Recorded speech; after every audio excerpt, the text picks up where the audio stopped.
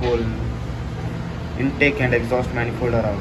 So in this Tata Sierra turbo, the design is such that the intake and the exhaust side are at the same place. So it's in the left side of the engine. So the bigger holes, as you can see, are of the intake and the smaller ones are of the exhaust. So what happened is, as you can see, a considerable amount of oil leak. Now first we thought it was coming from the block, but the block side was clean. So what happened was the exhaust side of the gasket got cracked, and then the oil started leaking from there. So that was the problem, and that's the reason the oil was causing the leak. And one of the reason was turbo, because it was throwing the oil from the intake side, and when it came from the outtake side, exhaust side, it started leaking. So the intake and exhaust are out. Again we needed hot blow air gun, hot blowers, and we wanted some common horn tools, WD-40 and some hammers to get that out. Exhaust and intake manifold.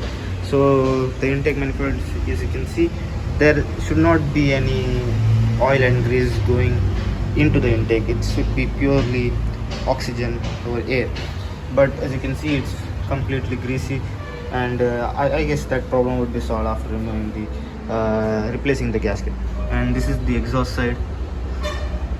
Even this is full oil and greasy, so even this has to be cleaned thoroughly. So as you can see, we have received our brand new turbo from Kuber Turbo, Delhi. So if you are interested, the number of the turbo is 04007 K04007, and it's a common turbo which was used in Audis in the back in the days. So Tata used to import the turbo from the Germany. So this is the turbo. So what here we are doing is we are cleaning the cold side of the turbo. It's full greasy. We shouldn't supposed to be greasy because it's only supposed to throw air, not grease. So here we are cleaning that thoroughly, so that all the grease and grime has to be gone and only the pure metal parts has to be seen.